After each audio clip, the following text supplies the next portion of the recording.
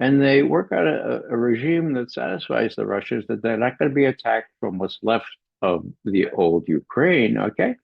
And then this sticky wicket. What about NATO? Well, NATO is falling apart. It's like, okay, what's NATO going to look like in 25 years? Okay. So I could see if I was advising Putin, I'd say, oh, all right, we won't insist that you commit not to put Ukraine in NATO. Let's revisit that. Let's put that in this contract. We revisit it in 25 years.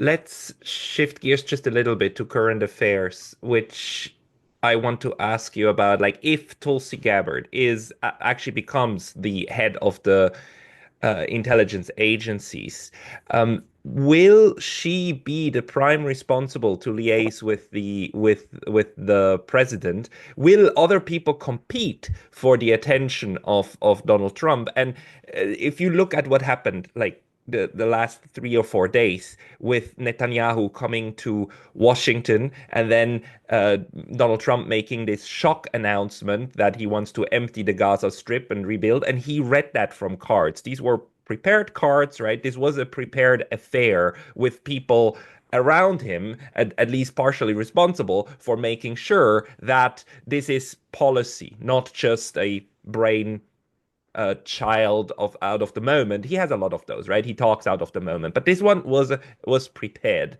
Um, who is running? Who is running or is going to run this administration apart from the impulses of Donald Trump? I don't know. And that's the problem. Putin doesn't know. Nobody knows. Given the example of the last several days, it looks like Trump is going to just speak off the cuff and propose preposterous things that have not really been vetted with the bureaucracy or the yes specialists, such as they are.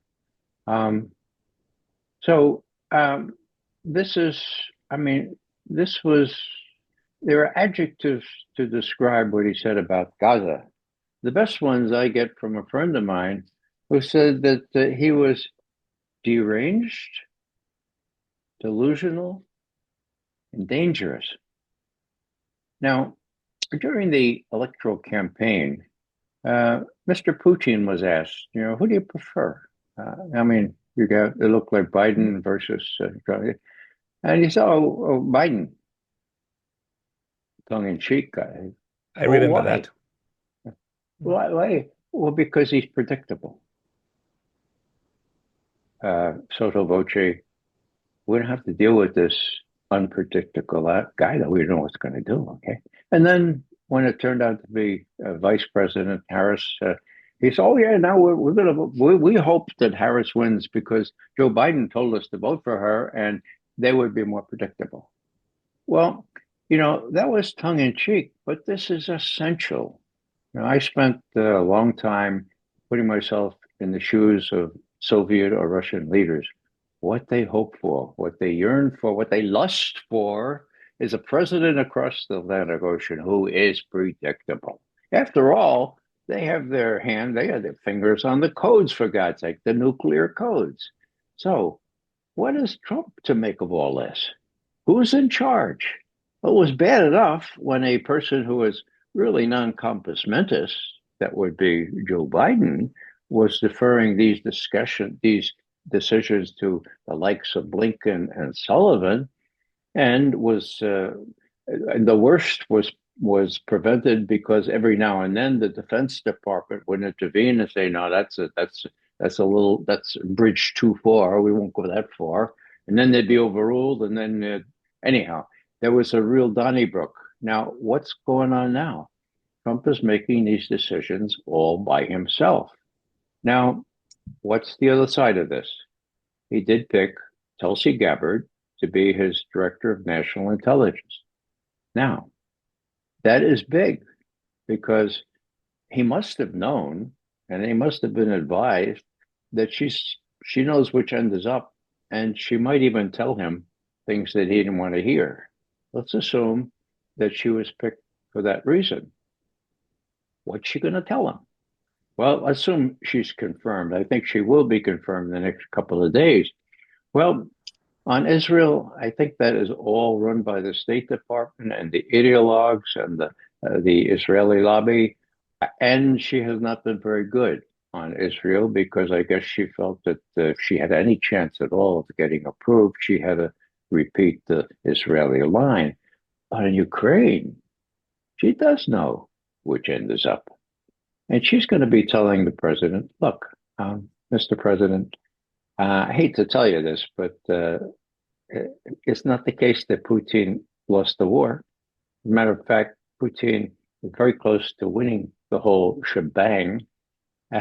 We could do a deal with him, but the deal will have to be much more negative for our purposes than the one that we worked out in April 2022 when we had an agreement that Ukraine would not be part of NATO and the whole business. So she's going to know this and she's going to brief him. And the Mike Waltz and who else? Oh, the General Kellogg people say we're gonna pressure Russia. We're gonna come in strong, and well, we're gonna really. Well, Tulsi is going to be able to tell the president, look, that didn't work. Okay, that didn't work for since February of 2022. Now it's in spades not going to work now that the Russians clearly have the upper hand. Putin is willing to deal with you. Now, this is my concept of what Tulsi Gabbard might say in maybe her second or third session with the president. Mr. President, the American people have been trained to think that Putin is a danger because he wants to take over all Ukraine and then Poland and then the Baltic states. And God knows he won't stop there. Okay. Now, Mr. President, you may not know this, but Putin already stopped. Okay. That was April 2022. He stopped. He withdrew forces from around Kiev. They had a deal. Well, he stopped. He was going to let the Donbass remain part of Ukraine. It was just going to have some autonomy, as had been promised. So when for your own information, you could say, well, you can understand that he did stop. What does that mean, Mr. President? Just between you and me, that means that he doesn't want to take over all of Ukraine. My God, what a headache. That would be a Vietnam for him. There are people in Western Ukraine hate his guts, okay? You don't have to deal with that, okay? Nor does he. Mr. President, you've been in Poland, right? You've been in the Baltic. Why would Putin want to take over Poland? Baltic states, okay? So look, here's the deal, Mr. President. What you say is you say, look, I talked to my friend Vlad. I extracted a promise from him. And he's not going to try to take over all of Ukraine. And he expressly signed this little piece of paper that I don't want to take over Poland or the Baltic states.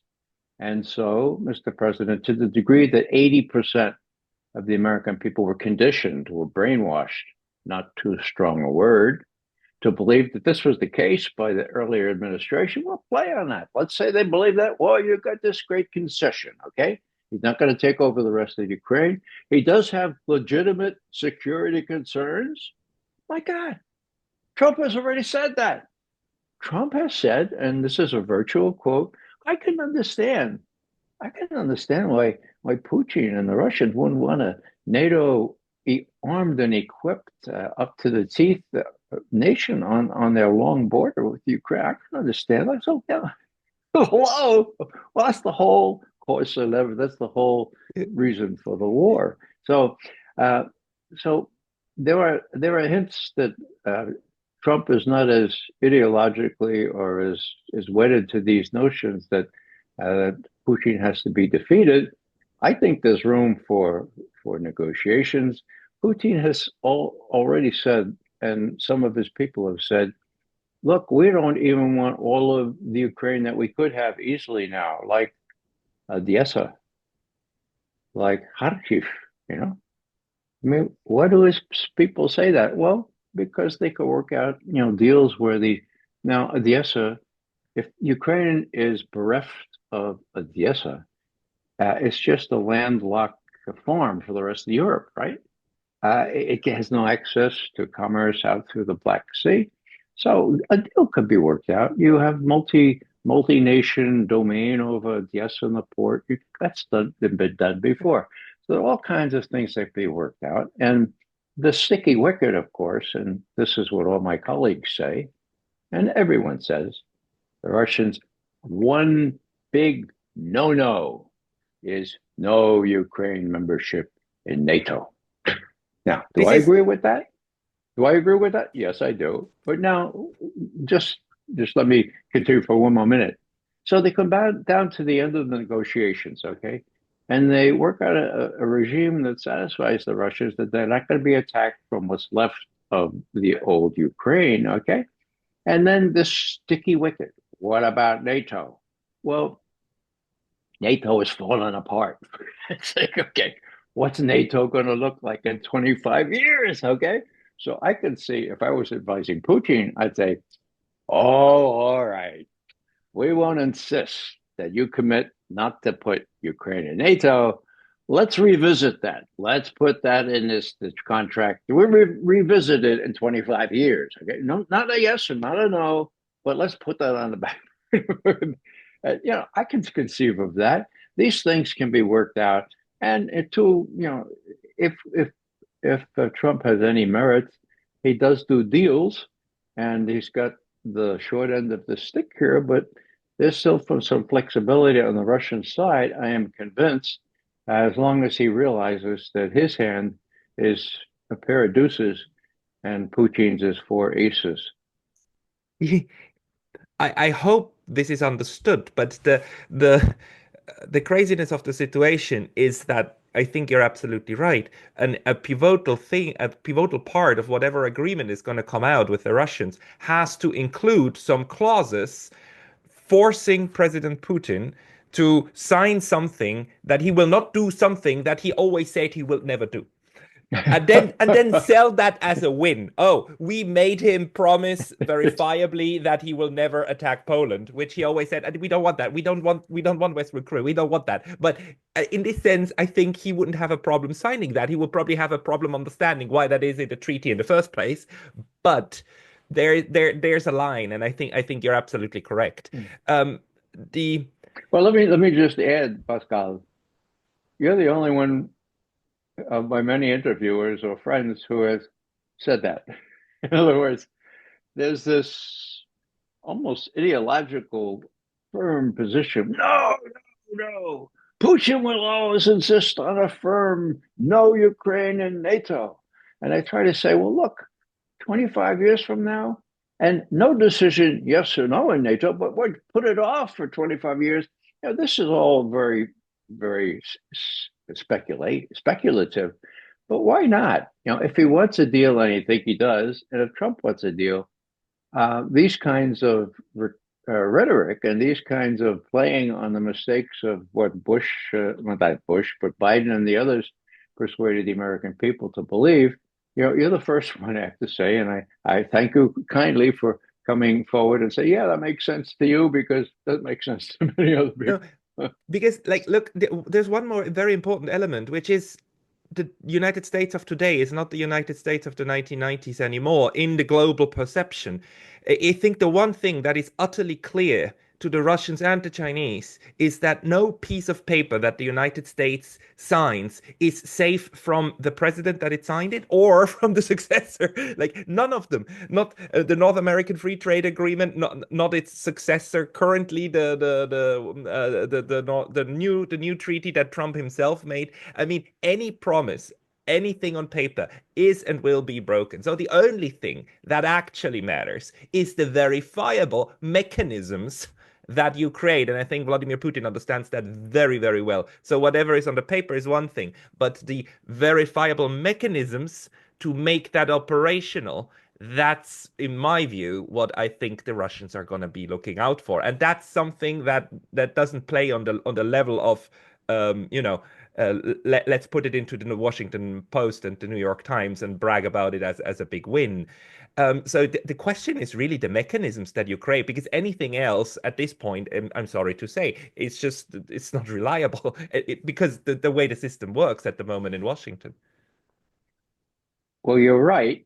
And I would cite the Intermediate Nuclear Forces Agreement that Trump himself got out of during his last year in office, which gave a degree of stability to Europe and the European part of Russia that had not existed since the war.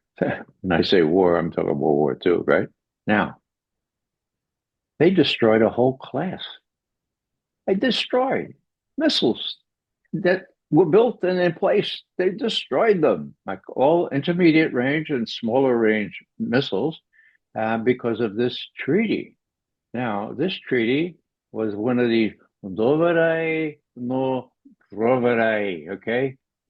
Trust but proverai, verify, okay? And you probably have had Scott Ritter on your show. Not yet. Scott is a really good friend of mine. He was a UN inspector, and he was the first to volunteer to go in and verify Soviet compliance with the Intermediate Nuclear Forces Agreement. He ended up in this god awful place called Vatkinsk for 2 years. He did his job, and there was a lot of people that were saying, "Oh, Russians would cheat. The Russians would cheat." Well, they didn't cheat this time, and he was able to verify that. So this is the big thing. If they could do this again, if they could get a verification regime, and in this role, the intelligence community can play a very, very well, not only valuable, uh, extremely valuable role. And I know that personally because I was involved in the negotiations of the anti-ballistic missile treaty in 2000. I'm sorry, in 1971, 1972 is when it was signed. I had three people assigned to work with the delegation, to work with the military experts, and then to report to the director of the CIA on the negotiations that were going on. And I got to go to Moscow for the signing. I was there. What a terrific feeling, you know? I was one of those people who used to hide under my desk, right? And I used to go walk around New York City and say, my God, don't they realize building these new buildings that, one misstep, they're going to be reduced to ashes? And all of a sudden, there we are, May of 1972, Nixon, Kissinger, they say, if we can conclude this, can you verify it? And I turned to our technical specialists, which are beyond terrific people. And I said, all right, you people running the satellites and all that kind of stuff. What do I tell Kissinger? And they went, well, okay. We don't know if the Soviets will cheat or not, but if they do, we'll catch them within 12 days. Okay. So I go, that was enough. That was enough. And did the Russians cheat? Yeah, they built this god awful radar in a place called Krasnoyarsk in the middle of Siberia a couple of years later, and we caught them within 12 days. And we said, President Reagan at the time, here are the photos. They cheated. Now, what did Reagan do? He said, take those photos, show the Russians we got the goods on them, tell them to tear down that radar. We did. Now, they didn't, that's not a violation. No, until Gorbachev came in and he listened to us. He said, oh, okay, we tear it down. And they tore it down. That's the way we used to work. We talk to these people. We say, all right, look, we got you red-handed. And so that can happen. So the verification parts of this were extremely important, not only with respect to SALT and the ABM, Anti-Ballistic Missile Treaty, but with respect to the Intermediate Nuclear Forces Treaty, which, as I say, Scott Ritter helped to verify. And so those were the two bedrock strategic agreements, which Bush Jr. in the first place got out of the ABM treaty, and then I hesitate to say his name, Trump, got out of the last one. So there's plenty of maneuver there. I mean, there is some sort of a bilateral agreement, strange one, between the Federal Republic of Germany and the United States to put intermediate nuclear forces back in Germany of the kind that were there before the treaty. I don't know why. It wasn't a NATO decision. It was sort of like a codicil, sort of an appendage. Oh yeah, we decided this as well. And when Olaf Scholz was asked, well, what was it? Doesn't make any sense. He said, well, uh, the Americans wanted it, and so we said okay. So there could be changes. It's okay. The Europeans are at this point a lost cause. Maybe they will get their stuff together at some point again, but at this point, I mean, they're a poodle. So and it's okay for the US to treat them as poodles. I mean, if you make yourself a poodle, you will be treated as a poodle.